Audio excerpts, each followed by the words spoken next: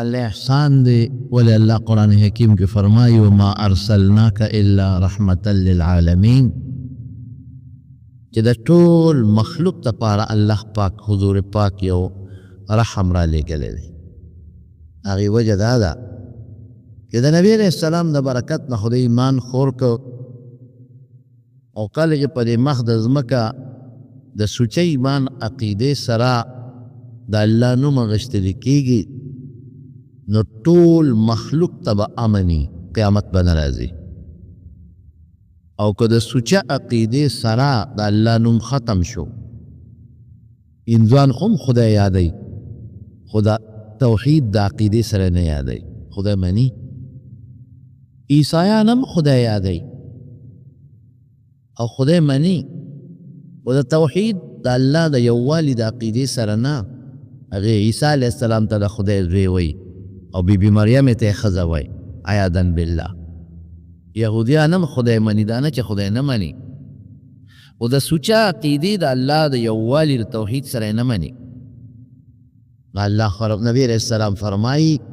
لا تقوم الساعة حتی لا يقال فی الارض اللہ اللہ تر سوچ دا خدای نوم غشتیشی پا مخدز مکا نو قیامت بنراز دی نو دا خدای نوم خطب عیسائی ملی یهودی ملی نه د سوچا قیده سره د الله نوم په داسې نظریه چې کوم زمون د سوچا عقیده سره چې الله یو دی په ذات کې په صفاتو کې شریک نه لري نو تر څو چې دغه عقیده نو دا قیامت به نه راځي نو اونم په امن شوه کبم په امن شو ځمکم په امن شوه غرم په امن شو او کائنات ټول په امن شو او چې دا سوچا قیده ختم شوا نو قیامت براشی چې قیامت را نو غرم تبا شو زمکم تبا شوا اونم تبا شوا مخلوقم تبا شو او دا سوچا قیده دا منت نبی کریم صلی اللہ علیہ وسلم خود لیدا نو دین دا معلوم شوا کہ نبی علیہ السلام مبارک یوالد انسان دا پارنا طول مخلوق دا پارا رحم و کرم دے دیم خبر دا چې کرم الله پاک یو انسان ته لوی منقبت ورکوي نو مخکې په ازمایش خامخا راولي تکلیفي په دنیا کې که تاسو ګورئ چې یو سړی وي چې زه مالدار شم په دې به تکلیف تیری تجارت به کوي که دی وي چې زما د غنم وشي نو دی به تکلیف تیری دی به بخور کوي دی به ځمکه کري دی به د شپې هم پاسې او زر به پاسې او که یو سړی وي چې د پیسې وګټم نو په اسانه نه ګټلی کېږي دی به ډېرې منډې تړلی وي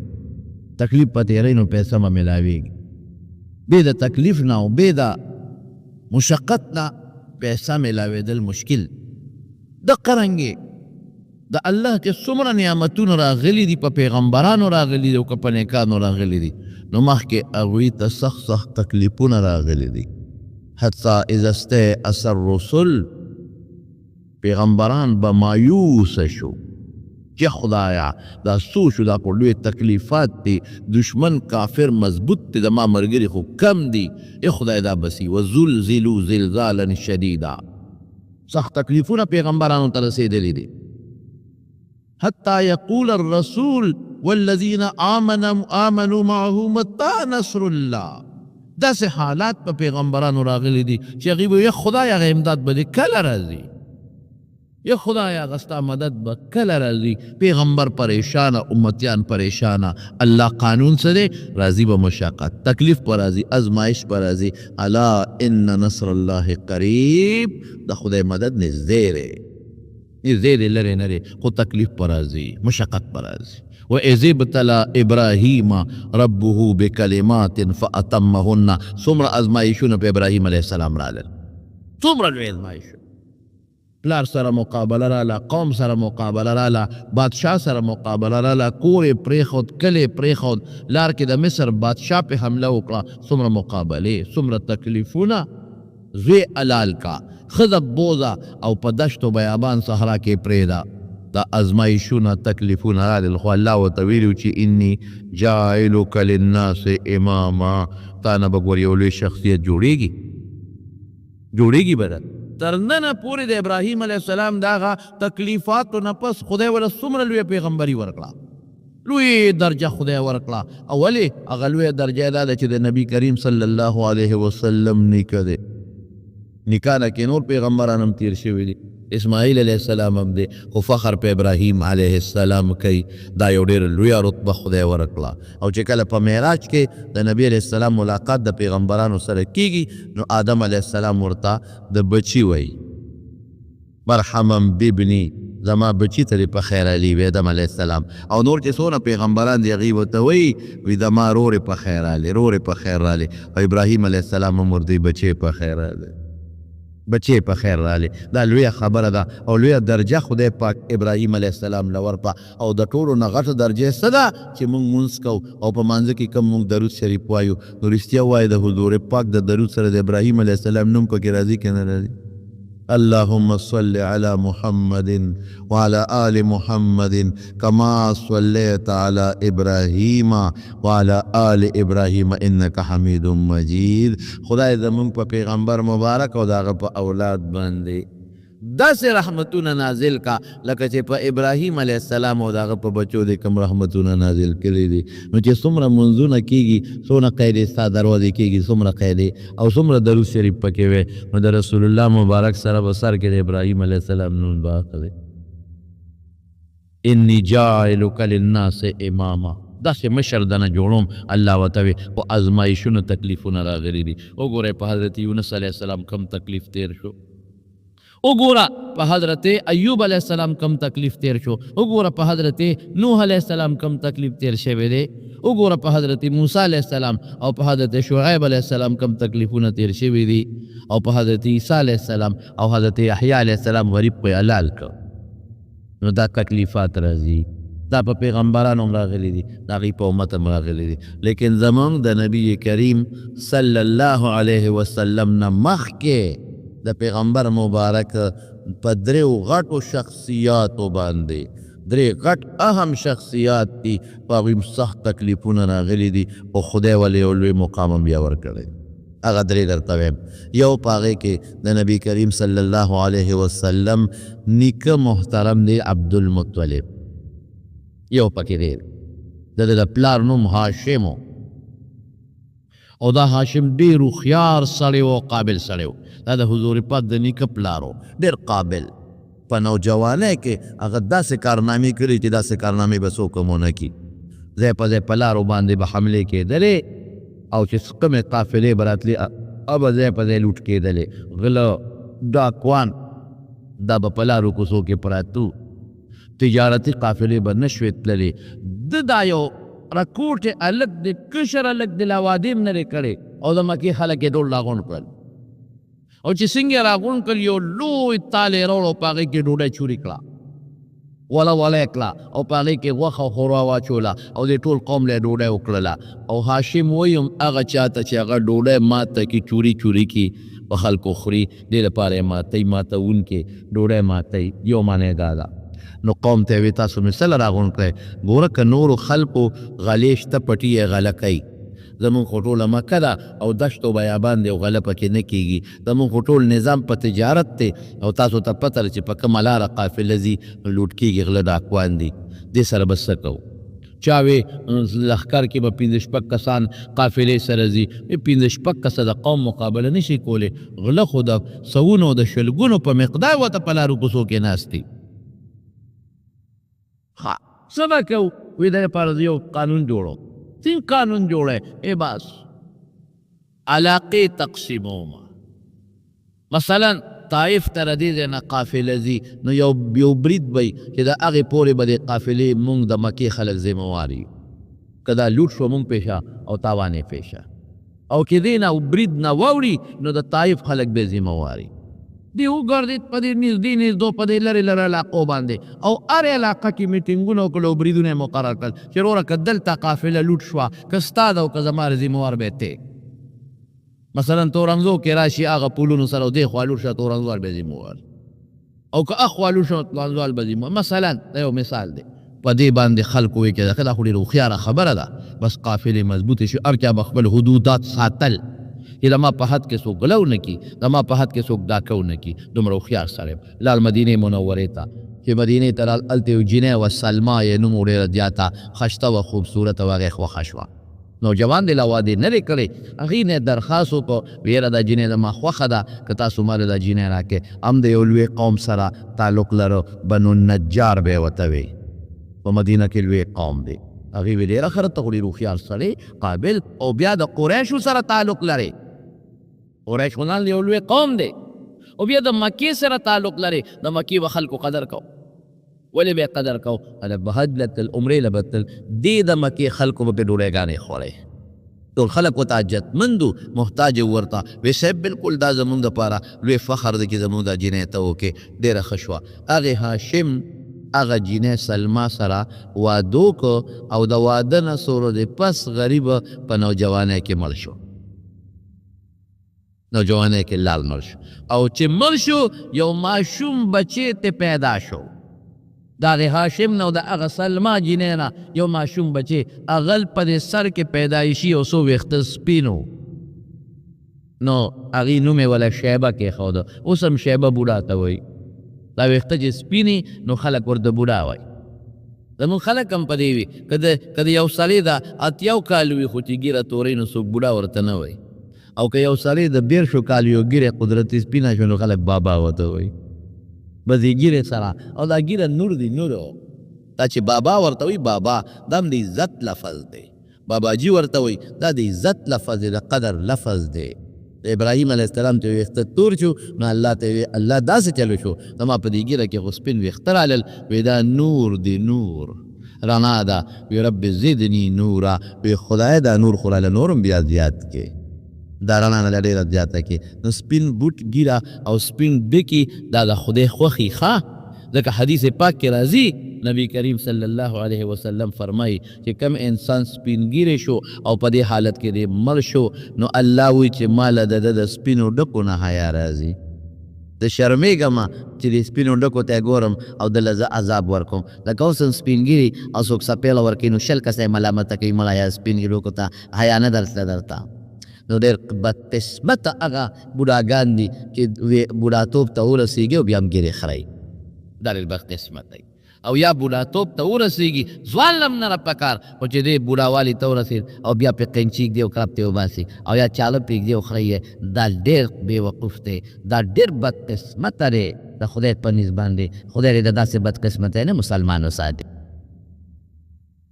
نو سر کې پیدایشي سپین ویښتو نو خلکو به ورته شیبه وي شیبه بوډا لکه دا خو پیدایشي بوډا دی دغه ماشوم په مدینه منوره کې اوسېدل ویده مور یې د مدینې وه هغه خپلې مور سره لویږي چې ورو ورو ماشوم دی لویږي نو هلته کې بیا د غشو د ویښتو چلونه زده کول لکه دې زمانه کې خلک د ټوپک د شیش چل زده کوي ولې ښکار به پرې کومه ښکار دپاره اوس که په انسان ښکاری ظالم دی یا په انسان ښکاری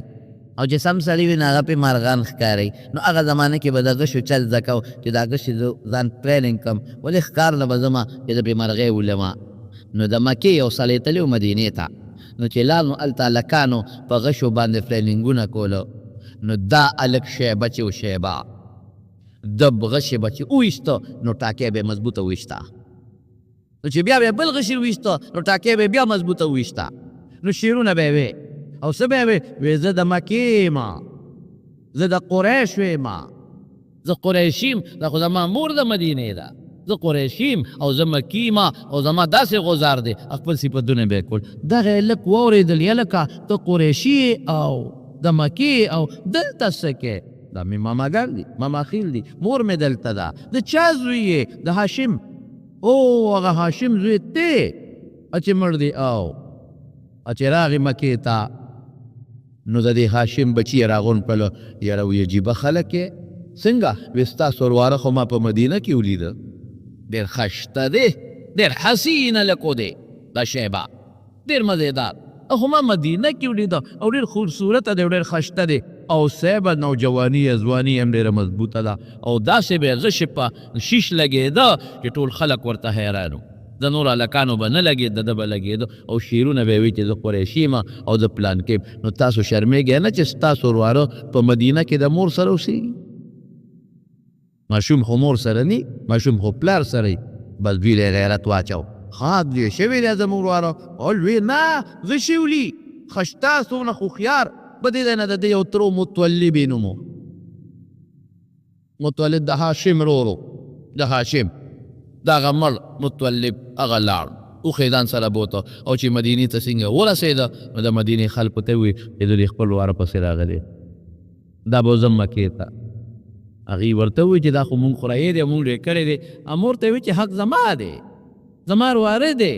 نسب زما نه د مور نه ثابتېږي زما ضرور نه دی دا زه به وځمه خلکو هم ورته وایي چې یو قانون دا دی چې هلکه دا د پلاري دا د تري دا د نیکي بلکل ته حق بجانبې کتې بوځې هغه مور ته یې موله خلکو وایي چې به دا بچی دی او ته خو بس بل وادو کې ته په دې څه کې ستا خو ستا زوی دی او پلار یې مړ دی او تره راغلی دی ورکوله ام راضي شوه هغه ماشوم شیبه د متولب ځان سره په اوښه راسور که او مکې ته او دیم خوشحاله ځکه د مکې یو نوم دی او د قریشو د خاندان یو نوم دی د بیت الله یو نوم دی نو ځان سره یې راوستو نو چې راوستو نو د خلکو ویې لکه متولب مرایې راوستلې هغه زمانه کې مریان خرڅېدل او دم لومبې غږ ونه کړه چې دا زما واره دی ځکه جامې یې خیرې نه وې او جامې یې شلېدلې وې نو دی پې وشرمېده چې کویم چې دا زما د هغه مړ ورور زوی دی نو وایي به چې ته جامې مو ته نشي بدلولی پاک صادر هم نشته صفا جوړ هم نشته نو دم لا د متولب هم غپ نه کو او خلکو یې متولب مرایې راوستو نو دته خلکو عبدالمطلب نوم کېښوده نوم یې شیبه و عبدالمطلب چې متولب مرایې راوستو نو چې کور ته یې دننه که نو ښځې ته یې وي دا مې مرایې نه دی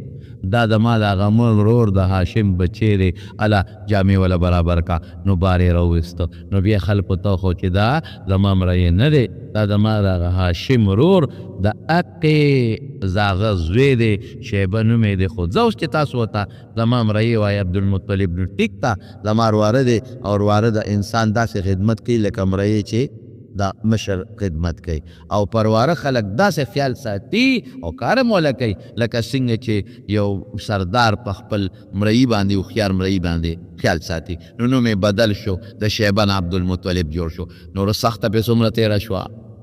پلار مړ شو مور ته مدینه کې پاتې شوه او دې راغې مکې ته دا تکلیف دا لوی تکلیف په ده باندې تېر شو چې پلار مړ شو مور مدینه کې پاتې شوه او زه خو تره دلته راوستم بیا مور سره چې ماشوم لوی شي نو کم ځای کې د زړه صبرېږي دا سوچو نو رب ذوالجلال وله د هغې تکلیف نه پس لوی مقام ورکه څه مقام یې ورکه چې لږ لوی شو نو خوب یې ولیده خوب کې ورته رب العالمین یو ځای ښیي وایي دلته د زمزم کویرې ده او که نه وه دا کوی بند شوی و د اوږد تاریخ دی جرهم قبیله چې کله د مکې نه تله نو دا زمزم یې ورته بند که دا کوي تیږې او خاورې وغورځولې بند یې که وایي دلته او د زمزم کوي خو مونږ بلکل نوم اورېدلی دی د پلار او د نیکه نه د اسماعیل علیه السلام د اوبو والا قیمتي کوي دی او کوم ځای دی هغه کوي نو په خوب کې ورته فرشتې دی خو چې دلته او شا به که نه وه نو په مکه کې اوبه نشته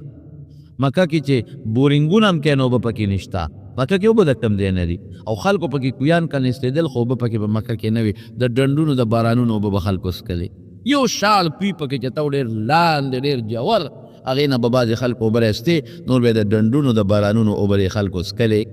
عبدالمطلب بچو ته وی راځئ بچو ما ته په خوب کې را د زمزم کوي خولې شوی دی او شروع پې کوو خلکو عبدالمطلب لیونی دی وایي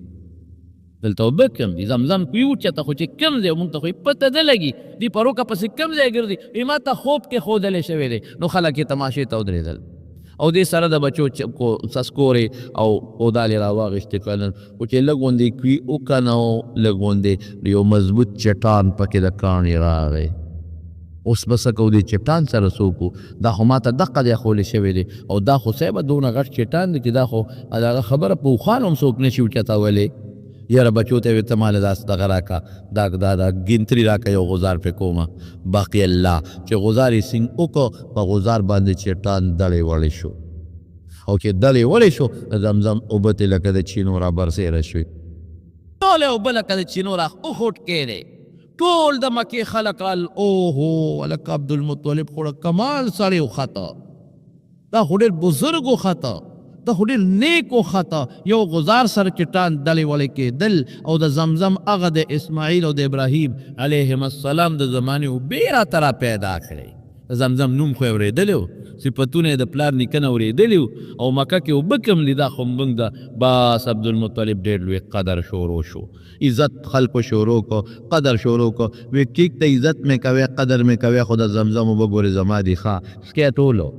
سکې ښځې هم سکې نر هم سکې چې څه ورسره کوی خو خدمت په ما دی خدمت په زه کو نو تکلیف نه پس خدای څومره لوی راحت وله ورکړه نن چې لا څومره د زمزم اوبه استعمالیږي په دنیا په ګوټ کې نو بیسیکلي بنیادي طور خدا د اسماعیل علیه السلام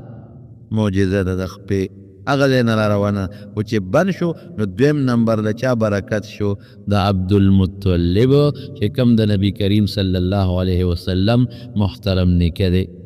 دا یو شخصیت په خاندان نبوت کې مخکې د رسول الله مبارک نه چې تکلیف راغی راحته دویم موسوره دویم شخصیت څوک دی دویم د حضور پاک والد محترم دی عبدالله یې نوم د دې عبدالمطلب بچی پیدا کېدل الله زامن ورکړل خدمت په غاړه دی د زمزم او د بیت الله خدمت په غاړه اخیستی دی او د حاجیانو خدمت یې په غاړه اخیستی دی نو الله زامن هم ورکوي او دغه تنظیم دیم کو نو یو زوی بل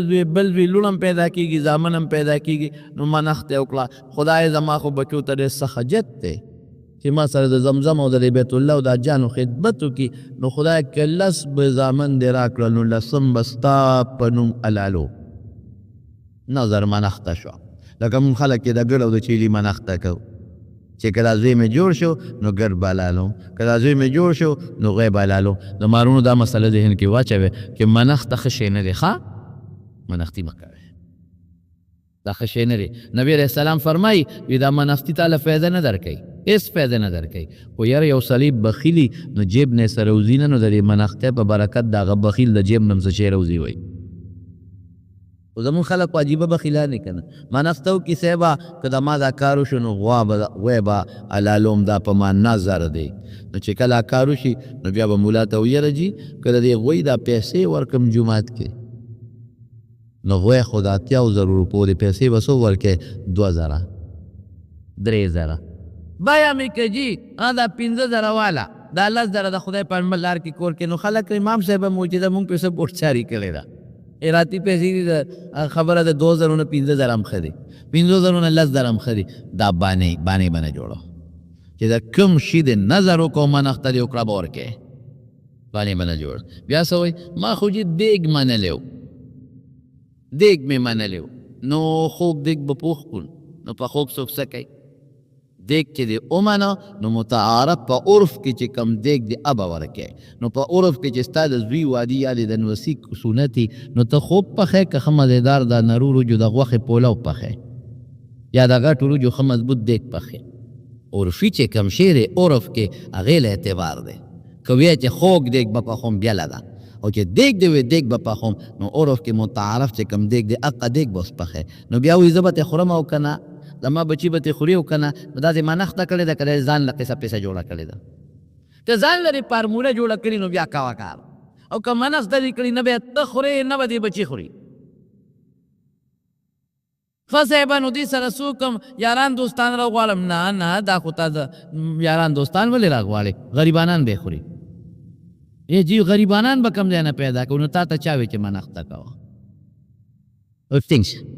تا ته چا وی چې کوه یا صاحبه نو ما ته خو پلان کې استاد وی چې تاسو پکې یو 200 روجې زیاته کړئ نو خیر په خپله وخورئ که نه مې هغه دیګ په 200 روجو نه پو زیاتې کېږي دا ګډې وړې خبرې دا هیلې دي یا 200 پکې واچوم خیر یې بیا خوا 200 دیګ نه باندې که هم دیګ دی هم دیګ شو تا دیګ و دیګ شو چې تا کوم منلې دا د هغې نه جدا دانې دي که د هغې کې ګډې وړې دانې دي هسې پزول نو بیا املا ماته بیا نو نبي علیه السلام فرمایي منښتې مه کوئ خدای سره سودا مه کوئ ښه چې که دا دې وکړم دا چل به کوم په خدای سره ټکي کې دوست سودا ورسره کې خدای ته وایه الله دا کار راله وکړه او مخکې نه خیرات وکړه نو صدقه مصیبت ختموي صدقې سره مصیبت ختمیږي تکلیف راغی آفت راغی مخکې نه شابه فورا صدقه ورکوه سودا را سره نه کوم خدایه بس دا مصیبت د نه سوال کوم لرې کې دا لږ ته په صدقه خوشحالېږي الله دا صدقه واله مخکې نه کوم صدقه که دې وکړه نو دا به وکړم الله ویې رکو مې دله نه زه ستا صدقې ته مې نظر ته مې ضرورت نشته نو ته د خدای څه کولی شي نظرونه به نه کوئ. مو دا خو اوس خلک د ګډ د چیري نظر منسته کوي. هغه زمانه کې به د زوی نظر کو، ستا په نوم به هغه زوی لالو. ځکه ابراهیم علیه السلام هم نظر کړی او منسته کړې وه، نو الله ورته اوس نظر پوره کوئ. اسماعیل علیه السلام نو یې که لسم زوی مې پیدا شو نو د خدای په نوم به لالومه. لسم زوی چې پیدا شو هغه عبدالله، الله د رسول الله مبارک پلار جوړي هغه پیدا شو. چې پیدا شو نو وی دی به بوزم، اوس ما منښته کړې د لالوم به، نو د عبدالله ماشومان خویندې وې چغې جوړې کړې.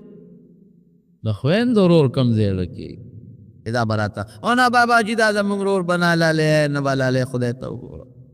نو بچې ما چې منښته کړه نه خیر یو ګډه لال کا، خو زما دا زوی بچ کا. وی ښه ګډ خو نه اوښ به لال کړو زه، خو نه ولېږل اول خدای سره پکې مشوره کوم چې دا زوی مې لال کم که دا ګډه اوښه لال کم. نو یو خو یې اوښ راوسته او بل خو یې د عبدالله راوسته او ښایسته دی خوبصورته ماشوم دی. نو پکې قراندازي وواله، چې قراندازي وواله نو د عبدالله په سر راوخته او خدای خو اجازت نه راکوي ده ولېږه دوه کوم اوښان یې دوه کړل چې بیا قراندازي وواله بیا د عبدالله په سر راوخته. درې یې کړل بیا د عبدالله په سر، څلور یې کړل بیا د عبدالله په سر، لس شو یو زیاتوه. خو چې قراندازي وایي د عبدالله په سر راخیږي. اوښان شل شو قراندازي وایي بیا د عبدالله په سر راخیږي. اوښان یې دېرش کړل. داسې چې لکه چې دېرش موټرې دې زمانه کې خیرات دی، اوښ ډېر قیمتي شی وی. لس زیاتوه دی خو اوښان سل شو دی خو عبدالله دی. خلک په تماشه دی او دومره سخي داسې کېږي او هغه ماشومان یې بابا له خپو نه نیسي، بابا زر اوښان حلال که خو چې زمونږ دا ورور بچ شي دا به بچ کې. دا ډېره ګرانه ده، دا ښایسته ماشوم چې په مړی چاله راخیره کېږي دا نه له کېږي. دی خو اصل شو دی خو عبدالله شو چې قری پې وواله قراندازي د اوښانو په سر راوخته او خوشحالي شو. الله سره مشوره وکړه او بس پته ولګېده چې دا عبدالله په سر کې سر اوښان به حلالېږي او دی به بچ کېږي. کلونه هم قیمت زیات دی. دا هغه عبدالله دی چې د ده نه خدای پاک محمد مصطفی صلی الله علیه وسلم غونې شخصیت دنیا ته را پیدا کړي. دا معمولی عبدالله نه دی، دا عام رکوټ عبدالله نه دی، دا خیرن خچن عبدالله نه دی. د دې عبدالله قیمت ودرېدو والا نه ده، د ده په سینه کې او د ده په وجود کې یو ډېر لوی شخصیت پروت دی. محبوب رب العالمین زما محبوب پروت دی په سینه کې. دی چې تا لالولو ورکومه خو خیم دنیا ته چې د حضور پاک شخصیت د چا د کوم پلار سره تعلق لري نو د هغې پلار قیمت یې په لکونه اوښان هم نشي پوره کولی. ډېر قیمتي دی، ډېر قیمتي. سل اوښان حلال شو عبدالله بچ. یو ځل حضور پاک ناستو په یو مجلس کې یو باندیسی راغی، رسول الله مبارک ته آواز کوي وی ابن الذبیحین، ای د دوو هغې کسانو بچیا چې هغې باندې چاړې ښودی شوې ده. خدای بچ کړي دي بیا چاړه پرې ښودی شوې ده. څوک شو؟ یو اسماعیل علیه السلام هم د حضور پاک نیکه دی، یو عبدالله دی پلار دی. ای د هغې دو کسو بچیا چې په ستا په پلارانو نیکونو دو کسو باندې چاله ایښودی شوې ده. اسماعیل باندې کېښوده نو ګډ د جنت راغی نو بچ شو، او ده باندې کېښودی شو نو سل اوښان ورکړه بچ شو. رسول الله مبارک ډېر زیات په دې ټکي خوشحاله شو چې دی واورېدل، ډېر خوشحاله شو، مسکی شو او چې کله به مسکی و دې مخ به یې رڼاګانې کولې. حضور پاک صحابه وی موږ به د پیغمبر علیه السلام خوشحالي د هغه مخ نه معلوموله. خسته مخ یو تک سپین اعلی ښکلی، نو چې خوشحاله به نو مخ به یې روښانه و. د مخ رګونه تبرقو اساریر وجهه، د دې مخ دا رګونه به یې برېښېدل، دی به چمک و. رسول الله مبارک مسکی شو او خوشحاله شو. وی انا کذالک باندیسی چې څنګه دی وی دقسې یما. دا درته چا خولی دي؟ درته کې درته چا قولی دی؟ همدقسې یما. یو پلار مې اسماعیلو هغه هم چاړه پرېښودی شوې ده، ګډ قرباني شو بچ شو. بل پلار مې څوک دی؟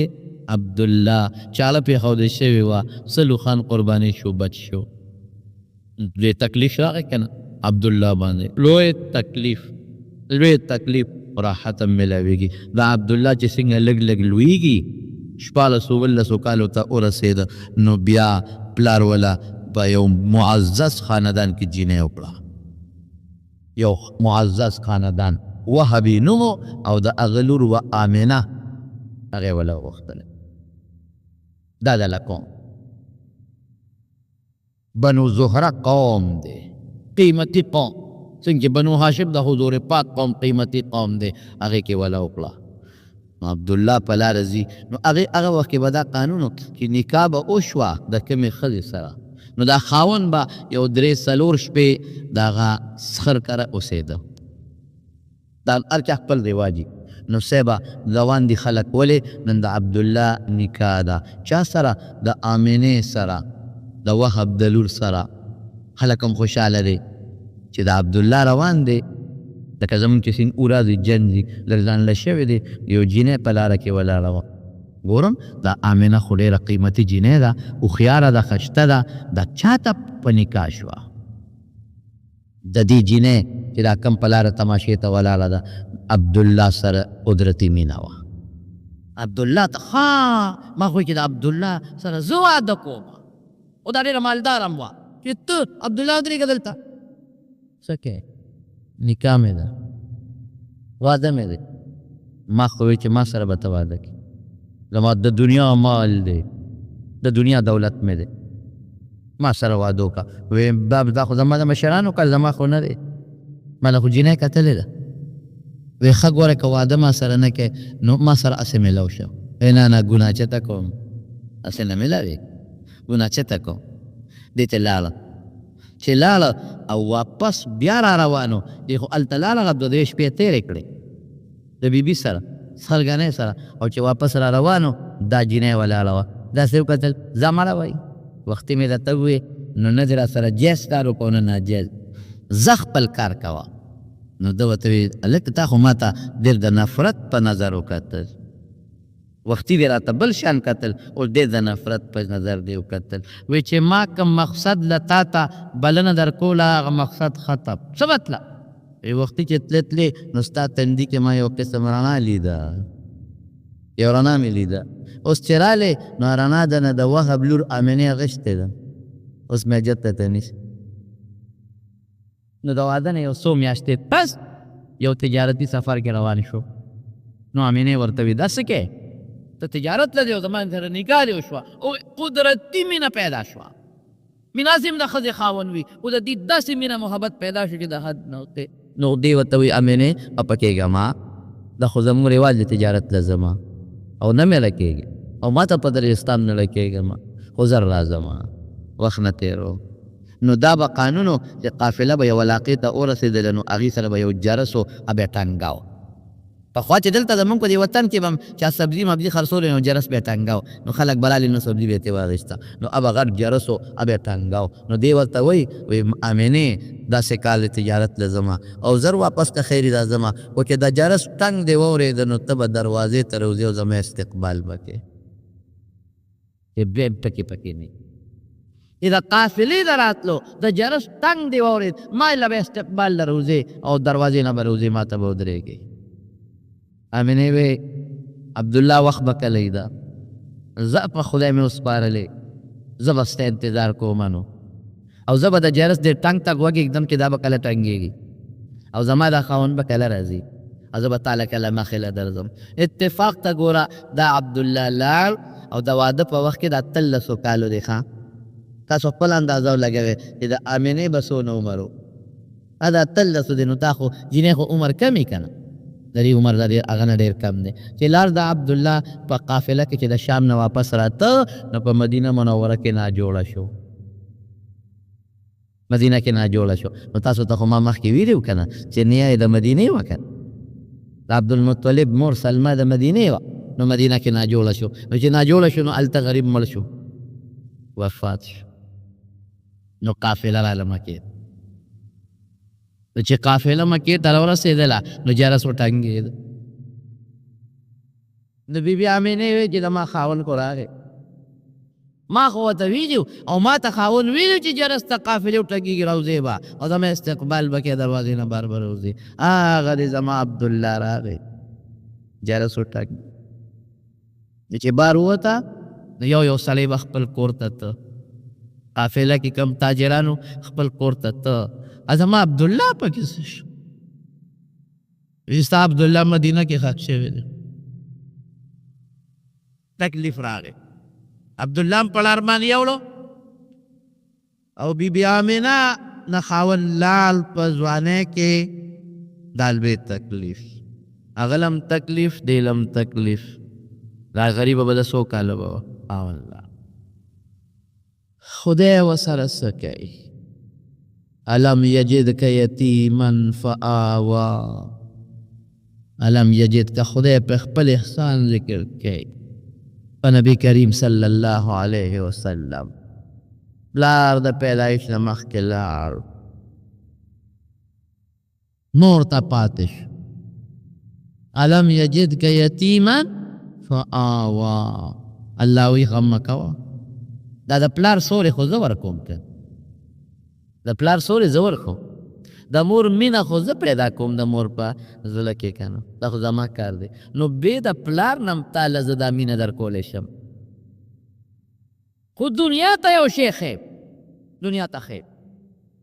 دا دنیا ته ښکاره کومه چې که زه وغواړم د یو یتیم بچي نه چې پلار یې ته پیدایش نه مخکې مړ دی د هغه نه هم یو ډېره لویه هیره او ملغلره جوړولی شم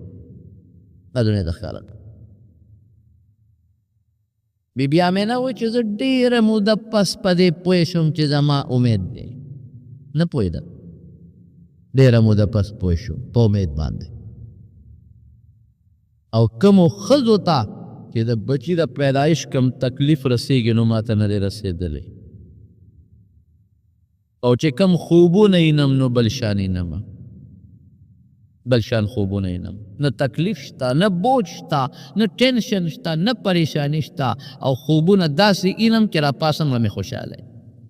په دې نه پوهېږم چې زما نه د مینې خاوند لاړ او په سفر کې مسافر مړ شو او زه په انتظار هم خو مو ونه لیده په دې نه پوهېږم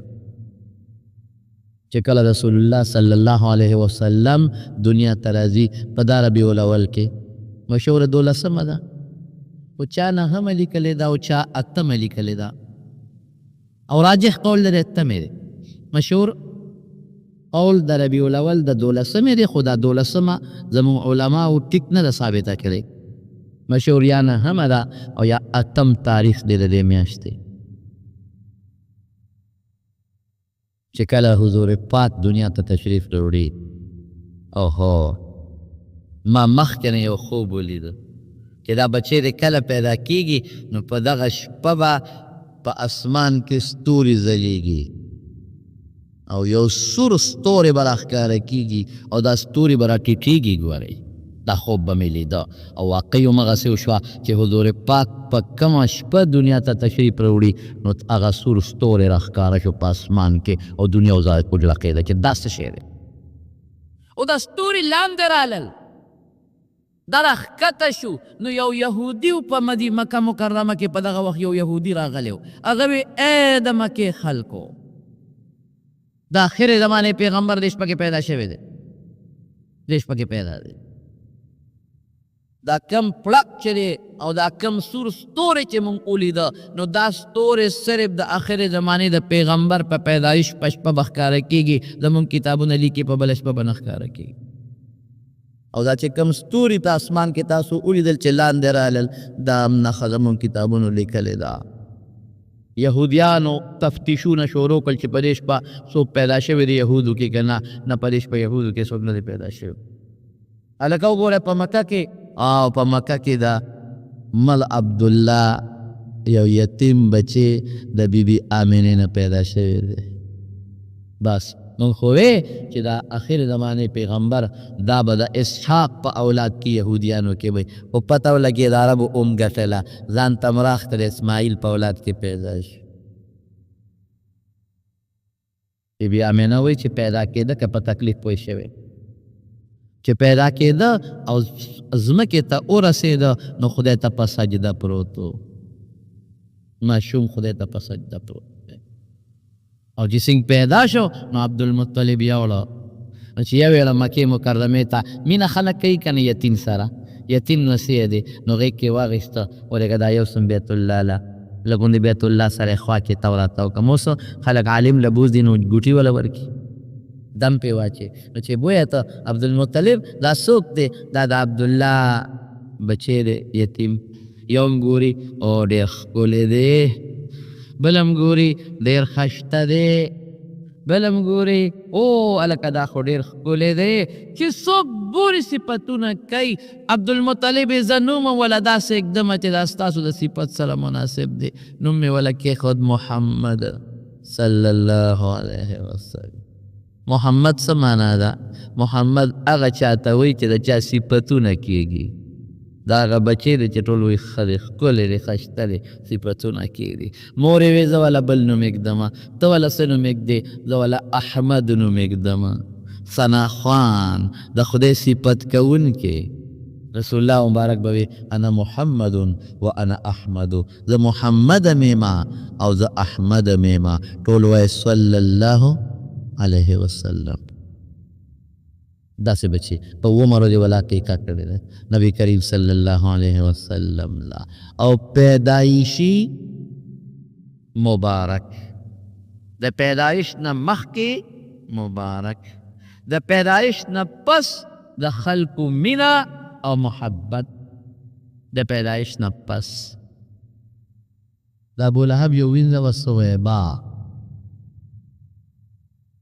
هغه لاره ابولهب ته یې ووی، ابولهب یې تر وکړ. ابولهب ته یې وی ابولهبه مبارک شه ستا دا غمر رور عبدالله بچی پیدا شو، زوی پیدا شو. یتیم وله خوشحالیږي. نو ابولهب هغې صویبې ته وی زه صویبې په دا زیرې کې مې ته ازاده کړې، ازاده مې کړې. وروسته خدا ابولهب د حضور پاک په غټو دشمنانو کې ګرځي، لوی دشمن غټ. او دا ابولهب هغه کس دی چې لومبې غزارې په نبي کریم صلی الله علیه وسلم کړی. د صفا په غونډې چې کله حضور پاک اعلان وکړه خلکو ته انی نذیر لکم بین یدی عذاب علیم. خلکه زم د خدای د عذاب نه یرومه او د دې بوتانو عبادت پرېږدئ او د یو الله عبادت شروع کړئ. نو لومبې ابولهب کاڼې راواخیسته په حضور پاک یې غزار وکړه. لومبې ولګېد. نبي علیه السلام هسې زه ویمه زه ظالم څومره ظلم وکړ. د کور نه غزار وشو نو بس خلکو هم ونه منه. هلکه ولې غزار کې؟ او رسول الله مبارک دغه وخت کې څومره بې کسبې څوک دی، څوک مددګار یې نشته دی. ابولهب دوزخی دی. قرآن وی تبت یدا ابی لهب و تب. د چا په خوب کې ولید عباس. امام بخاری دا واقعه داسې ډېره مضبوطه هم نه ده. ګورې هغه په ترجمة الباب کې راوړلې ده خو څه ډېره مضبوطه درنه خبره نه ده، تعلیقي ده، معلق دی. خو خیر په خوب کې ابولهب ولیده. ورته وی ابولهبه څه حال دی؟ ګوره راته ډېر په بد حال و، ډېر په بد حال. ابولهب څنګه؟ وی ډېر په بد حال ما. نو اشاره یې د ګوتې ته وکړه. وی چې د پیغمبر علیه السلام په پیدایش په خوشحالۍ کې مې صویبه ازاده کړې ده، نو د هغې په بدل راته الله پاک په دوزخ کې په دې ګوته کې د څکلو څه شی پیدا کوي، زه یې څکمه. دا د هغې په برکت سطیتو بهذا بعتاقتی صویبه. ګورې بعضې حضرات وایي پی پیدا کېږي. ټیک ته موږ هم وایو پی پیدا کېږي، خو په حدیثو کې د پیو ذکر نشته. حدیثو کې د پیو ذکر نشته، سقیتو لفظ دی. خو عموما خلک چې په یو شي ځان سیرابه یو بیا پی وینو. یعنی ما د پیغمبر مبارک په پیدایش باندې خوشحالي وکړله او ما صویبه ازاده کړه، نو په دوزخ اور کې دننه ما ته په هغه ټیم لږې غوندې د سکې شی میلاویږي چې دی اوس خطر. دې وجې نه علما لیکي چې د رسول الله صلی الله علیه وسلم په پیدایش په مسلمان د خپل زړه د خوشحالۍ اظهار کوي. نو خوشحاله یې کوي او په هغه طریقه چې کومه طریقه د حضور پاک نه ثابته ده. نو دغه د زړه خوشحالي ده، دا نه چې ته چراغان کې او قمقمې کې، دا نه، دا په حدیثو کې نشته، دا په شریعت کې نشته چراغان او قمقمې. ولې وی د خوشحالۍ اظهار به کوې نو دا خوشحالي ده؟ نه نه نه، ما تاسو ته دا 13 جمعه ویلي که ستاسو یادي، دین کې هغه کار چې د پیغمبر نه صحابو نه ثابت نی هغې ته بیا بدعت وایي. نو خوشحالي به تو خو په هغه طریقه به کوو چې په کومه طریقه موږ ته صحابو ښولې ده. ته مو د مخکې د تللی وم لاهور ته څو کاله مخکې، هلته یو جامع شرفیه کې څه یو کانفرنس ونو، هغې کې څه مقالات وو، ما هم پکې یو مقاله ولاړه، د هماغه مقالې ټیم اخره کې راغی. نو موږ ته خو هغې انتظام کړی و د میلمنو، خو هلته زما دوستان و نو هغې وایي چې شپه به دې موږ سره کړ. نه یې ښه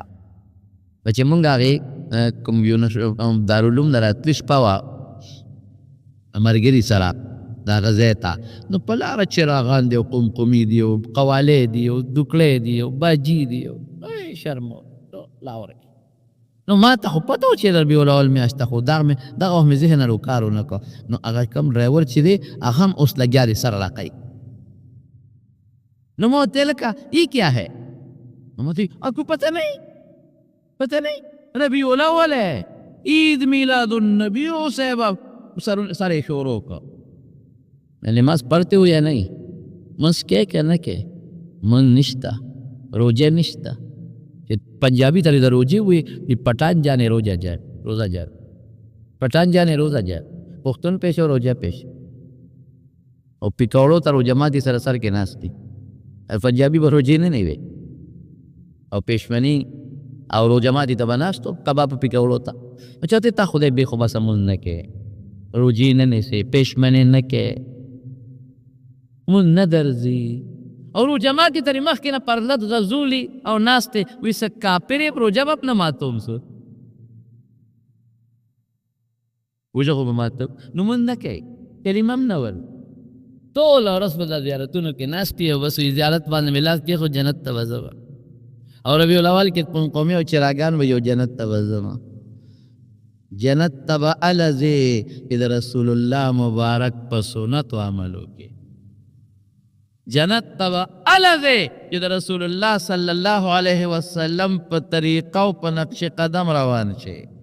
جنت تبا الذي چې د نبی کریم صلی الله علیه وسلم په پیدایش د محبت اظهار وکړي. اوس محبت اظهار څه ته وایي؟ الحمدلله چې حضور پاک دنیا ته راغی، بس فل سټاپ، بس که نه پس یو څو خبرې شته یو سوچتا الحمدلله چې دنیا ته راغی، ما ته عقیده وښوله چې هغسې عقیده ونیسمه. الحمدلله چې دنیا ته راغی چې ما ته ښکلی عمل وښو چې هغسې عمل وکړمه. الحمدلله چې دنیا ته راغی او زه د کوم څیز نه منع کړم چې هغه کار نه کومه. الحمدلله چې دنیا ته راغی ډېر ښایسته ښکلی شکل یې دی چې هغسې شکل جوړ کړمه او د هغې خلاف د انګریز شکل نه جوړ کړم. الحمدلله کہ دنیا تراغی او سنگے جون تیر کو کہ دقا سے جون تیر کم دیتا خوشحالی ہوئی. اکتا نا الحمدلله دنیا تراغی دکڑے باجے بمو قوالی بمو کما خمونز بنکم داغا پو طریقہ بنظم داغا نشم کولے شکل بلاغا نہ جوڑو جامع بلاغا نہ جوڑو ما اگر چه کم سید نہ منے کلیم اگے نہ بنا منے کلیگم چه اگر سوئی او کا اگر بنکو ما رشتہ وائدہ پا پیدائش خوشحالی شوا په پیدایش خوشحالی خود دیتا وی چې کوم مقصد د الله دنیا ته لېږلی دی په هغه طریقه قدم کېږدی د حضور پاک په طریقه قدم کېږدی د الله رسول طریقې خپلې کې دې ته خوشحالي وایي. حدیث داسې ده که نه؟ همه بعضې خوشحاله یم پې خو چې سیکړي دی به نه کو، خوشحاله یم پې چې خو خدای سره لېږلی دی به نه کو، خوشحاله یم پې قمقمې او چراغان بم کوما او دوکړې او قوالی بم کوما، خو چې کوم مقصد د مشن هغې کې یار نه دی نه کوم. دا خوشحالي نه ده، دا خوشحالي نه ده. اصل د رسول الله مبارک د دنیا مقصد خپلول په دې ته مکلف دی چې به انسان به خدای تپوس کوي چې رسول الله مبارک صلی راغلی دنیا دا درې شخصیات بی امینه باندې تکلیف راغی الله په ځوانۍ کې عبدالله باندې تکلیف راغی ښه مضبوطه چالم پې کېښود ځوانۍ کې ملا لیکن دواړو له خدای کم بچی ورکړه الله اکبر د رسول الله مبارک غوندې بچی د حضور پاک په شان بچی الله ورته څه وایي الم یجدک یتیما فآوا ته خو ما یتیم مونته وې نو ټیکانه مې درله درکړه که نه لاول نیکو پاللی عبدالمطلب نو بیا ترو پاللی ابو طالب ووجدک عائلا فاغنا او صد سرهونه مالم نو ما غني کړی د زړه غنا او د مال غنا خدیجه غوندې ښځه مې درکړه ټول مال یې درته وبخه ووجدک څنګه ضالا فهدا او شریعت نام نه وي خبر قرآن نام نه وي خبر نو جبریل به راته قرآن به درته ښود بهر کې دا خو اوږد صورت ته اوږده معنا لري او په دې بنیاد مې دا خبره درته وکړله چې دا د رسول الله مبارک درې شخصیات درې تکلیفات ان مع العسر یسرا او د دریو تکلیفاتو نه پس الله پاک مضبوط انعامات ورکړل غټ انعامات دې تکلیفات او دریو شخصیاتو باندې درې تکلیفات او د دریو تکلیفاتو نه پس مضبوط احسانات د الله پاک زمارو دې میاشت کې نبی کریم صلی الله علیه وسلم دنیا ته تشریف راوړی موږ خپل زړه د خوشحالۍ اظهار کوو ٹھیک شو خوشحالۍ سره به دا وایو چې زه د هغې په راتلو خوشحاله یم بلکل خو چې څه مقصد له راغلی دی الله توفیق راکړه چې هغه مقصد پوره شي او محنت به کوو یوازې په دوام کار نه کېږي هغې له محنت به کوو دا یوه خبره شو او دویم دا دی چې درود شریف به وایو دا خو اسیم ښه شی دی او بالخصوص دې میاشت کې څه تخصیص نشته خو د نبي علیه السلام د مبارک د ولادت نو چې هغه بنده ته رایاد شو درود شریف لږ زیات وایي که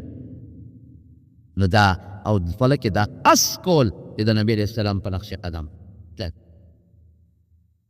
هغه کار وکړه د حضرت عمر نه زیاته مینه د چا وه د حضرت ابوبکر نه زیاته مینه د چا وه د حضرت بلال نه زیاته مینه د چا وه نه دغه صحابیاتو نو اوخایه که نه چا جشن منوفړی جیوی نه که نه وی د دوی کې د وادي دا چراغان کې که نه کې نو د ګناه په مثال کې به ګناه په مثال کې نه پیش دی هم ګناه یو سړی یو کار کې ګناه کې نو ته به څه وایې چې زه کوم څه جینا چې دا دوادنې دی او دا دومره نخرې کې او دا جنجونه دی او پلان کې او ډینګرې او دا د شریعت خلاف نو دغه کې او پیغمبر هغې کې نه کې هم ګناه ده ولې کې د ګناه په مثال کې ګناه ورکې دا زموږ سوچ زمارو موږ نه الله او رسول چې کوم غواړي موږ به هغه کوو موږ نه الله غواړي چې د حضور پاک تابعداري وکړه موږ نه رسول غواړي چې د ما تابعداري وکړه موږ نه به تپوس د خبرې کېږي د قیامت پر ورځ ما به قبر کې د پوس د دقې خبرې کېږي چې تا پیغمبر په حیث د رسول او د استازي منلی دی که نه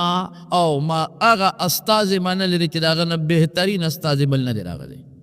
او الله ستا قرآن او ستا دین او شریعت او ستا سنت مونږ ته ډېر په مینه او په محبت او په ډېر لوی کوشش را رسولی دي تا څه کړي دي نو که بیا د پیغمبر تابعداري کړې خو ټیک ده که دې نه کړې نو رسوا به ولاړې الله دې مو د رسوایي راوست اوبه دې د هغه په طریقه څکلې دي د هغه په یو شی د هغه خیم ده نن یو شی یو د رسول الله مبارک عاجزي حضور پاک کې چې کومه تواضع وه او کومه عاجزي وه ادې کړې نه زما قسم په خدای یو جلک راته د پیغمبر مبارک خیم چې مجلس ته به ناست و په دایره کې دا کونډۍ مبارک کې به د نورو صحابو سره یو شانتې وي چاته ځان له امتیازي پوزیشن نه جوړ کړی په مجلس چې د بار نه به باندې سی راغی او نه به یې پېژنده قسم په خدای که دا پته ورته لګېده چې دی کې پیغمبر علیه السلام کم یو دی څومره صحابه قدر کوي څومره عزت صحابه وایي بیا وروسته لږه ګرانه شوه ځکه د بار نه به میلمه راغی هغه ته به پته نه وه چې حضور پاک پکې کم یو دی نو موږ څه چل وکړو نو موږ ولې یو لوړ ځای جوړ کړو دکان ورته عربۍ کې وایي په هغې به هم نبي علیه السلام کېنو چې بار میلمه ته تکلیف نه کور کې دننه عایشه بیبي څه وایي کان رسول الله صلی الله علیه وسلم فی محنت اهله کور کې به دننه بیبي سره کار کوه عاجزي وی قسم په خدای چې سپلی به وشلی دله په خپله به یې ګنډله نه بیبیانې دي او چې کمیس به یې وګرشلی ده په خپله به یې دله ګنډاو اوبه به په برقه په خپله ځان لرې ایستلې دا د حضور پاک جون او چې په لاره به نبي کریم صلی الله علیه وسلم ته چېرته د سپینګیري نه مخکې شوی نه دی چېرته نه دی مخکې شوی د سپینګیري نه او یو دل ورته حضرت عمر فاروق رضی الله تعالی عنه وایي الله رسوله جامې خرڅېږي د جومات نه بار یو سړی راغلی دی خرڅوي یو جوړه دله نایلو د جمعې منزله به هم اچې یو جوړه واله کن او چې میلمانه راځي هغې ته به هم اچې الله اکبر وایي دا خو د ریخمو جامه ده انما یلبس هذا من لا خلاق له فی الاخرة دا به هغه سړی اچي چې آخرت کې به د دې اغوستلو کې به سنید وري یعنی په کار دا و د پیغمبر خو یو امتیازي شان دی چې نورو خلکو له د ریخمو جوړه اخیستل ممنوع یا غله جین دی بعضې خصوصیات یې شته نه داسې نه دا د رسول الله مبارک دی او په سفر کې چې څنګه عام صحابه په سفر کې خدمت کوي دقسې خدمت نبي علیه السلام کړی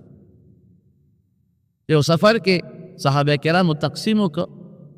خیمې به څوک ښخ کړي هلکه دا به ښخ کړي ساري به دوی سیرب ذبح به دوی کړي ډوډۍ لپاره حلاله به دوی وکړي او دا کار وکړي دا به ده وکړي کارونه ټول تقسیم شو نبي علیه السلام وفرمایل وی یو کار مو پرېښی دی به زه کوم وی صاحب مونږ ټول تقسیم کړل څه کار مو پرېښی دی وی یو مو پرېښی دی وی انر کوه صاحب کوم کار دی چې هغه مونږ حواله کړو چاته وی نه به زه کوم خدای صحابه حیران شو چې دا څه کار به م پرېښی دی وی تاسو چې دا غوښه پخوی خشاک به څوک راوړي اور به نه بله وی وی دا به زه کوم او الله رسوله په تا به خشاک راوړو وی تاسو به یې نه راوړئ زه به پخپله راوړو قسم دې تبرګې واخېست او ځنګل ته لاړو په دقه مبارک او نیازبین هم لی خشاک راوچت کړو صحابو ته یې وړو دا کار وکړه نو ته به د پیغمبر عاشق یې عاجزي په ځان کې پیدا کړه د پیغمبر په نقشه قدم روان شه لکه حضرت عمر فاروق رضی الله تعالی عنه روان دی د مینا سره خوا کې یو غونډۍ ته او غونډۍ ته چې څنګه ودرېد نو ځان له اواز ورکړه ودرېږه عمره ودرېد خلک ټول ورسره ودرېدل چې امیر المؤمنین څه کوي چې ودرېږي په دا دق میدان کې دا څه کوي امیر المؤمنین څه کوي چې ودرېدل حضرت عمر څه وایي خلک ورته وایي صاحب څه ولې ودرېدې وایي یو خبره مې یاده شوه وی دا ځای او دلته به ما اوښان څروله نن سبا څوک هغه ډول ځان ته یادولی شي یو سړی په موټر کې ګرځي او ته ورته یې جیروره یاد دی یو وخت یاد دی چې هغه دا چل به دې کو ها دا خو د پلار نیکه نه ماته پاتې دی د پې شرمینګ عمر د دنیا د زرګونو خلکو مخکې ته وایي او هغه عمر چې 50 اوس چې ستا 50 حکومتونه دي دا هغه وخت د عمر د سلطنت لاک دي د نیمې دنیا چې اوس څومره دنیا ده د دې نیمې دنیا بادشاه د دې نیمې دنیا بادشاه او یو روب او یو دبدبه یې لرله مضبوطه روب او مضبوطه دبدبه هلته څه وایي هلته وایي عمره یاد دي وی دلته به دې اوښان څروله جامې رشلېدلې وې څپلی به دې نه وې نو چې اوښان به مې د شپې کور ته بوتلل نو زما پلار و خطام هغه به راته غوسه او ما ته به عمره د اوښانو په څرولو نه پوهېږې وګوره د خلکو څاروي ماله راځي او تا اوږې راوستل نار دې بوتلي و نار دې راوستل عمره تا له د اوښانو د چارولو سل نه درځي نو تا نه به څه جوړېږي ته به څه کې د اوښ په څرولو په چل نه پوهېږې تو چې سبا لوی شي څه به شی به نه جوړېږي عمره ګورې هغه شی وې اوس که دا خلک د ټیس پاس کېږي او دا خلک د عزت کوي عمره دا ستا کار نه دی هماغه اوښانو والی دا د چا برکت دی دا د چا برکت دی د چا برکت دی دا د محمد مصطفی صلی الله علیه وسلم د ناستې برکت د هغه د صحبت برکت دی د هغه د مجلس برکت دی داسې به څوک وایي چې کله مصر ته ځي مصر ته به حیث د فاتح ځي ابو عبیده ابن الجراح رضی الله عنه گورنر دی او دی مصر ته ورسېده که جاوه کې کمیس انختی و هغه شلېدلی و نو ناست دا لیو ګنده حضرت ابو عبیده ورته یو اعلی جوړه راوړه وایي عمر دا واخله دا څه شی دی دا مې دله راوړه تا سره به اوس د عیسایانو د یهودیانو مشران ملاقات کوي وفدونه به راځي جرګې به راځي هغوی به در سره ملاقات کوي جامې دې شلېدلې بلې ښکارې وی دا هغه امیر المؤمنین نوم خو د هغه پښتانه وي خو پښتانه لکه د پلار کې نوم دا ټپ په دروازه لیکلی نوم د دنیا په د فارس او د کسرا په محلونو کې ګانګېږي ته مهرباني وکړه دا جوړه واچو وینا وی ګوره ډولې به ښکاره شي او په دې شلېدلو کې ښه نه ښکارېږي او ورته څه وایي کفا بالایمان زینتن د ایمان نه بهترین ډول بل نشته او شکر دی هغه راکې پروت دی دې ته عاجزي وایي دا نه چې کې د عمر ما د حضور پاک کم صحابي ما او یو ځل حضرت عمر فاروق رضی الله بخاري کې حدیث دی د بیګانو سره لږ ورانه راغلی و جرمانه راغلی و بره بالخانه کې ډېره شوي عمر صاحب ته ملګري الو وی چې دغسې نبي علیه السلام په بیبیانو سره روانه راغلې ده اوږده قصه ده خو عمر صاحب راغی بره وروخت الله اکبر چې بره وخته عمر صاحب وایي چې ختم او مې کتل د حضور پاک کوټې ته هغه کوټه چې د دواړو جهانو مبارک سردار پکې ډنولې چې مې وکتل صرف 3 سرمنې پکې پرتې دي نو څه نشته 3 سرمنې لږ غوندې دارو پراته دي چې دا سرمن کله د صحابي نه وباسئ دغه دارو پرې واچوي نو هغه سرمن اوچي پراته دي او د دواړو جهانو مبارک سردار په یو پوزکي باندې ملاس دی او چې کم بالښت یې درولې ده کم بالښت و هغه د څاروي د سرمنې بالښتو دننه پکې د کجورو پاڼې د مالوچو په ځای رښتیا ووایه چې د سرمنې بالښت او د مالوچو په ځای پکې د کجورو پاڼې ابه نرمې که کلک وایي څونه کلک هغې ته یې ډډولې وه او چې ما وکتل نو د حضور پاک په وجود هغې پوزکي پټې جوړې کړې په دې اولی کې او په دې ملا کې دغه کجورو پوزکي پټې جوړې کړې پټې نو ما ورته څه وویې مې الله رسول د خدای نه سوال وکړه فارس او رومیان خدای نه منې او خدای دنیا ورکړې ده لږ سوال وکړه چې امت لري خدای لږه مال ورکړي امت له مال راځي نو ستاسو بستر او بالښت باندې ټیک شي او چې دا مې وویې نو نبي علیه السلام نه کېناست یا ډډه والې ویا کېناسته او څه وایي افي شک انت یا ابن الخطاب ته جوړ سکی په د خپل دین کې دا هغه خلک دي چې هغوی له د خپلو د دنیا له دې ښو عملونو اجر خدای په دنیا کې ورکړی دی موږ له به خدای زموږ د عملونو اجر په آخرت کې راکوي دغه د پیغمبر جون صلی الله علیه وسلم دغه عجزي دغه تواضع من تواضع لله رفعه الله دا یو صفت خدای کې پیدا کړل د پیغمبر د عشق او د مینې دا یو صفت دان کې پیدا کا عجزي او لفظي نه بعض خلک نوم سره لیکي بندے ناچیز بندے عاجز فقیر عاجز مسکین عاصوی گناهګار فلان کې نه نه نه نه چې صرف د خولې عاجزي نشي عملي عاجزي شي چې د خولې عاجز ځان ته ونه وي په کومه طریقه ځان کې عاجزي پیدا کې عملي ماشوم سره مینه مشر سره مینه ښځې سره عاجزي کول ګاونډي سره عاجزي کول کبر نه ځان پسې خپې به نه راکاږي عاجزي ځان کې پیدا کړه لوی مه پیدا کوه په ځان کې عاجزي په ځان کې پیدا کړه حضرت عمر فاروق رضی اللہ تعالیٰ عنہ ہوئی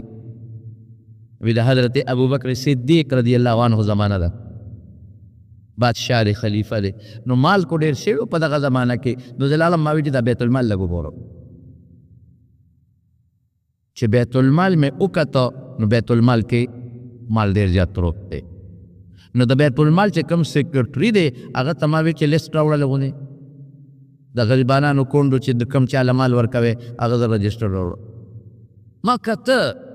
د حضرت ابوبکر صدیق د هغه خاص مشیر و سینیر منسټر خاص دویم نمبر سړی ورپسې ورېږه ګورم چې د انګلیس کې چېرته د غریبو کونډې یتیم مسکین نوم نه پاتې نظر مې واچو نو چې د ما په ذهن کې څومره غریبانانو ټول پکې لیکلي وو څومره پکې مسکینانو کونډې وې رنډې وې ټول پکې وو چې مې وکتل نو پکې یو ښځه وه او د هغې د خاوند نوم یې لیکلو چې خاوند یې مړ دی مرحوم او هغې ته مخامخ خانه کې د هغې تنخانه وه د هر چا ته مخامخ په خانه کې تنخوا وه او د دې ښځې خانه خالي پرته وه اصلي نه مې تپوس وکړو چې د دې ښځې تنخوا نه میلاویږي وې نه د نوم یې ولې لیکلی دی؟ نوم لیکلی دی خو بس تنخوا نشته دی. ولې بیت المال کې مال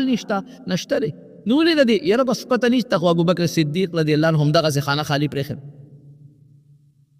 عمر صاحب وایي ماړه کې سوچ وکړه چې بس ابوبکر ښه پوهېږي خو دا خو یوه کونډه ښځه ده او د دې به څونه مال تاجتي. زه راشه د دې چې څومره ضرورت وي دا به عمره ضبط پوره کړي. لکه مې فیصله وکړه، پته مې ځان سره نوټ کړه او د هغې ښځې محلې ته لاړم. تپوس مې وکړې دا مخامخ یې کور دی. چې کور ته ورغلم تپوس مې وکړه څوک یې شته؟ ویې نه څوک یې نشته، دا ښځه په کور کې دننه پرته یوازې. ما دې ښځې له آواز ورکړ ای کونډې یو زلمی راغلی نوم مې عمر دی هلکه خو پېژنده او زه ستا که څه خدمت وي نو ما ته ووایه چې ستا خدمت وکړم. کونډې راله آواز وکړه چې بچیاو زما خو یو درې ضرورت دی. یو ضرورت مې دا دی چې ما له څوک ډوډۍ راوړي نو اخو زما یو ګاونډي دی او ما له سهار او ماښام ډوډۍ راوړي، دغه ضرورت مې پوره دی. دویم ضرورت مې دا دی چې زه معذوره یم نو چې دا کور راله څوک صفا کوي، دا د خاورې بره چت نه راجوړېږي دیوالونو نه کچه دی چې دا راله څوک صفا کوي. او دریم ضرورت زما د اوبو دی چې ما له څوک اوبه راوړي صفا اوبه ځکه مدینه کې خوږې اوبه کمې وي او دا ځای راله لږ چړقو کوي. دا دوه جته دي. ما وی ښه کونډې زه به هر سهار راځم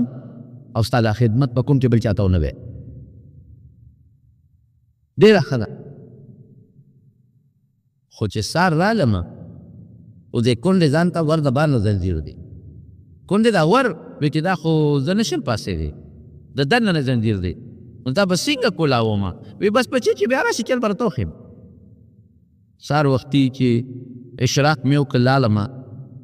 مش مې راډک کړ، کونډې له راورسېدم اواز مې ورکړ ای کونډې دا ور څنګه کولاوي چل راته وښایه، اوبه مې راوړي دي او چې ستا دا خدمت وکړم دا دې دله جارو کړم. کونډې دننه آواز وکړ بچې ته لیفټ را لیکن ستا نه مخکې یو بل زلمی راغلی و هغه دا کار نن کړی. هکې ته کې سبا راس او واقعي زه لیټ شوم. سبا چې مې سهار مونځ وکړ نو مې چې راشه د دې کونډې خدمت وکړم. بیا ورغلم دروازه مې وواله، کونډې له مې آواز ورکړ کونډې بچي بیا لیټ شوې، پرونی زلمی راغلی و ستا نه مخکې دا کار کړی. او بل ورځ مې بیا سوچ وکړ چې مانځله ځم دا کار به وکړم. مانځله چې راتلم مش مې د اوبو ډک راوړو آواز مې ورکړ کونډې چلو ښایي چې ور څنګه کولاویږي. زه هغه پرونی کس راغلی یم چې خدمت ته وکړم. ای بچې بیا لیټ شوې که هغه پرونی بل ورځني زلمی راغلی و دا کار یې ستا نه مخکې کړی و. بل ورځ د شپې رالم تهجد مې وکړل وختي رالم چې رالم بیا مې آواز ورکړ کونډې ما ته ور څنګه کولاویږي چلو ښایي چې دا خدمت وکړم. ای بچې بیا لیټ شوې که هغه کس تا نه مخکې دا خدمت کړی. بس ما وی کونډې خدمت خو کېږي پته ولګېده هر څوک د خدای نیک بنده دی کوي او دا د شپې راځي او دا ډېر نیک ځکه معلومیږي چې د دریا نه ځان ساتي. په تندر یې وله بس خدمت یې هر څوک چې کوي د خو دا معلوموم چې دا سړی څوک دی. دا په نیمه شپه کې راځي دا د کونډې دا کور جارو کوي او دا بله څوک دی. نو بل ورغلم په یو ګوټ کې پټ ودرېدو، یو سړی راغی، سړی په درب درب را روان دی، مخ یې پټ کړی دی او په شا یې مش راچولی دی. یو ځای له چې ورسېد هلته ودرېد، څپلی وایستې ورو ورو لکه جومات کې چې سړی دي هلته لاړ. هلته بیا څپلی واچولې په درب درب روان شو. چې د کونډې دروازې له ورسېدو سلام یې واچو په کونډه او لاس یې د بار نه ور ښکته کړه. هغه ولې دروازې وې نه دې دروازه کوله وکړه او کور ته ورننوت. چې ورننوته هغه زمو منګو کې چې کمې اوبه پرتې وې هغه یې راواخېستې چلقاو یې وکړه او منګي ونه ښه مدېدار ډک کړل، صفا یخې کړل او باطیو به چلقاو کړې او جارو یې راواخېسته او د کونډې دا کور یې داسې را صفا کړه خاورې ترې وویستې چې پوه شي شی کوله جامې هر څه د اوبو د خاورې ځان لولله او بیا داسې لوښي کې لکه تاټکې شو مثلا هغې کې خاورې الي او ډیران غورځوي الي او په ډیران غورځوي کور یې ورته ښه شیشه صفا کړو بیا ورته منګې ډکې کړې چلقاو یې ورته وکړو لوښي وله صفا کړل کونډې له او جامې ټولې د خاورو خطو ځان له لیت پیت کړې. او هلکه دا هر څوک چې دی خو ډېر نیک سړی دی، هر څوک چې دی خدا د خدای ډېر نیک بنده دی. دومره په دې شپه کې د دې کونډې خدمت او داسې خدمت چې سړی د خپلې ښځې او د خپلو بچو هم نشي کولی، د خپلې مور هم نشي کولی. او دا الله جامع په خاورو او په خټو کې ولاړې دا څوک دی زه ولاړ یم چې ودرېږم ما له خواله راورسېږي تیاره ده نو زه به یې د مټه نیسم معلومات به کوم سړی چې را روان شو یو ځای کې بیا سپلی ویستی رول راته بیا سپلی واچول چې ما له راغې ما پې ورمنډه کړې سړی مې کلک راونیوه ګورم چې څوک دی چې سړی مې کلکه ونیوه او د مخ نه مې له څادر لر کړه سړی څوک و الله اکبر د رسول الله مبارک خلیفہ حضرت ابوبکر صدیق رضی اللہ تعالی کلک مې ونیوه ها ابوبکر ده څوک یې د کونډې دا خانه دې ځکه خالي پرېښې ده چې دا خدمت دې په ستا په دماغ شتی دی د نیمه شپه کې ته کې اوهو ابوبکر داسې کې ما تا ډر وکړه چې دا زه وکړم زوی ته دې ووایه زما زوی ته ووایه غلام ته ووایه ویندې ته ووایه د دنیا خلک دې بل چا ته ووایه چې دا خدمت هغه کوي دا مونږ بل چا باندې وکړه پخپله مه کوه حضرت ابوبکر صدیق څه وایي عمره په ژړا شو ویې جلل عمره واقعي دا خدمت خو به راله دلته تو کې زوی به مې وکړي ستا زوی غلام نوکر به وکړي خو عمره په قبر کې او د قیامت پر ورځ به راله بیا هلته کار څوک کوي دا صحابو دی جشن نو منو کړی د پیغمبر په پیدایش دی چراغان نو کړی دی د عیسایانو رسمونه نو کړی دی رسمي مظاهرې نه وې کړی دا رسمي مظاهرې دا د پیغمبر سنت زر پې جبري کړی عاجزي د کونډې خدمت د یتیم خدمت د مسکین خدمت مسلمان سره د ورورولۍ اظهار مسلمان ته د مسلمان په نظر کتل مسلمان ته د دشمن په نظر نه کتل دا د پیغمبر طریقه او دا دوی خپله کړې وه کوم مشن چې د دواړو جهانو مبارک سردار دنیا ته راوړی دی پکار دی چې موږ هغه مشن مخ پړوان دی که څله چې خدای رسول الله مبارک دنیا ته رالیږلی دی چې موږ هغه کار وکړو زموږ دین او شریعت د رسمي مظاهرو د رسمي جلوسونو او د نقشو قایل نه دی د عمل قایل دی دا خو د عیسایانو کرسمس دی لس ورځې جشنونه کوه بیا خیر اخلاق نه مونځ ته نور روژه شته اسم نشته او په هغې کې ګناهونه ټول رسول الله شریف پنجاب کې اوسېن ته چې پته راته ولګي هلکانو جینکې ګډ جړي قوالی شریف قوالی نعت شریف ووایه قوالی شریف څه کې د ډول او د سورناکو د ماتولو دپاره پیغمبر راغلی دنیا نبی کریم صلی الله علیه وسلم یو صحابي په دې مقرر کو وی لاړ شو پلان کې دی کې یو سړی ډول سرنا غږی ام برابر کو د لوښي مردمات چې د کم سیز د ماتوالي دپاره د دواړو جهانو سردار راغلی دی حضرت عبدالله ابن عمر وی په لاره روانو نو یو ځای کې د ډول باجي د سرنا آواز و نو غوږ کې ګوتې منډلې نو چې سمندې لاړ نو بیا د غوږ نه ګوتې ویستلې نو بیا اواز راته نو بیا پکې ګوتې ومنډلې نو چې سمندې لاړ نو بیا اواز راته نو بیا پکې ګوتې ومنډلې نو چې سمندې لاړ نو ګوتې ویستلې نو بیا اواز نه راته دا ملګري دا ولې وی قسم په خدای که مې حضور پاک دقسې نه وي دي دا کار به ما نه وی کړی دقسې یو ځای کې د ډول سرنا آواز و غوږ کې ګوتې ومنډلې چې څه وخت کې لاړ نو چې ګوتې ویستې بیا اواز راته بیا ومنډلې چې سمندې لاړ نو بیا اواز راته بیا ویستلې بیا ومنډلې چې سمندې لاړ اواز نه راته نو بیا ګوتې ویستې نو چې حضور پاک د کوم څیز نه نفرت دی نو ته د هغه بهترین صفت نعت څه شی د عبادت نعت پېژنې نعت څه ته ویلې کېږي د پیغمبر صفت د حضور پاک صفت که په نظر کې کې که په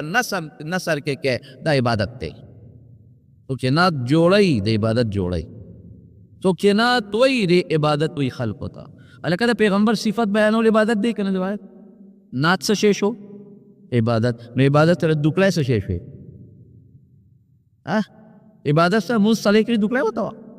عبادت سره دوکلی باجیا ستار بنګي رباب هلک جینکې ګډ لاسونه پړکول او هلکان جینکې ګډ تاوېدل او هغې له نوم قوالي شریتو دمه شریفه اجلاس شریف خدای ته وګوره جومات شریف ووایه بیت الله شریف ووایه خانقاه شریف ووایه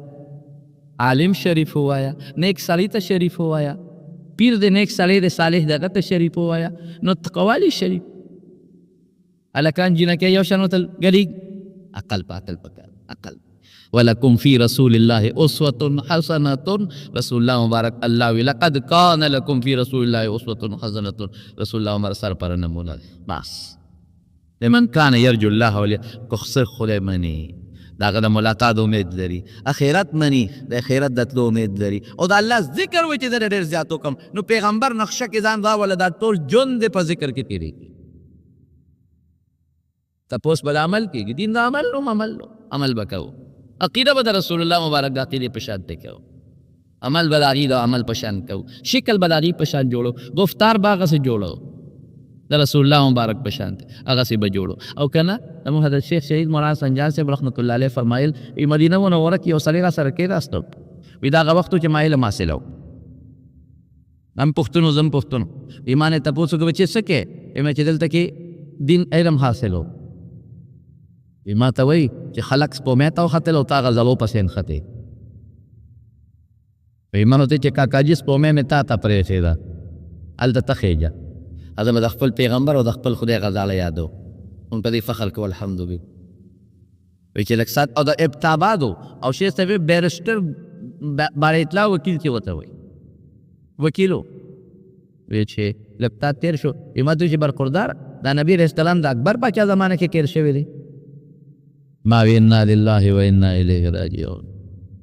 دین ته قدامت پسندي دی او زور شی ورته وی، بعد ته پته نه لګي چې اکبر کله تېر شوی دی، خاندان مغلیه کله تېر شوی دی، او حضور پاک کله تېر شوی دی. لږ مهرباني وکړئ په دې ربیع الاول کې که تاسو څه پروګرام کوئ، جلسه کوئ، د شریعت دایره کې دننه د خپل پیغمبر مبارک اخلاق زده کړئ او بل ته وښایئ، د حضور پاک عقیدت ته خلکو پیدا کړئ، د هغې نعتونو صفۍ په دې میاشت کې او په نورو ټولو کې دا پروګرامونه وکړئ او خلکو ته ورسوئ. د پیغمبر مبارک د حالاتو نه خلق خبر کې، د هغې د اعمالو نه خلق خبر کې، او د هغې د اخلاقو نه خلق خبر کې، دا نه چې صرف جشن او خیر اخلاق او هلکانو جینکې او چراغانونو تو قصه خلاصه شو. دا نه دا د کرسمس او د نورو خلکو د انګریزانو تشبیه ده، دا د هندوانو کار دی، دا د مسلمان رسم نه دی. مسلمان به مینه ساتي، خو هغه مینه چې هغه د قالب کې دن او بار یو شان راشي. مسلمان به د پیغمبر پر راتلو چې کم مسلمان د خوشحالی اظهار اونه کې، خدا سن مسلمان نه دی. مونږ خو به دی الحمدلله خوشحاله یو چې د دواړو جهانو سردار دنیا ته راغی، که نه وې نه به زمونږ د ایمان او نه به زمونږ د عقیده وه،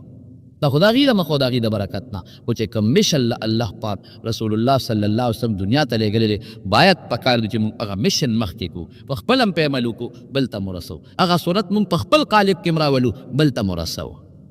په دغه طریقه د خپل خوشحالۍ اظهار وکړو. زه په دې خوشحاله شم چې خدای د ما په لاس یو سړی مسلمان کړي، زه په دې خوشحاله شم چې د ما په وجه الله پاک د رسول الله مبارک ګیره په یو مخ د یو مسلمان ورپرېږدي، دا د ما خوشحالي ده. زه په دې خوشحالېږم چې زما بیان وکم او زما په بیان باندې یو سړی د پیغمبر مبارک لباس واچوي،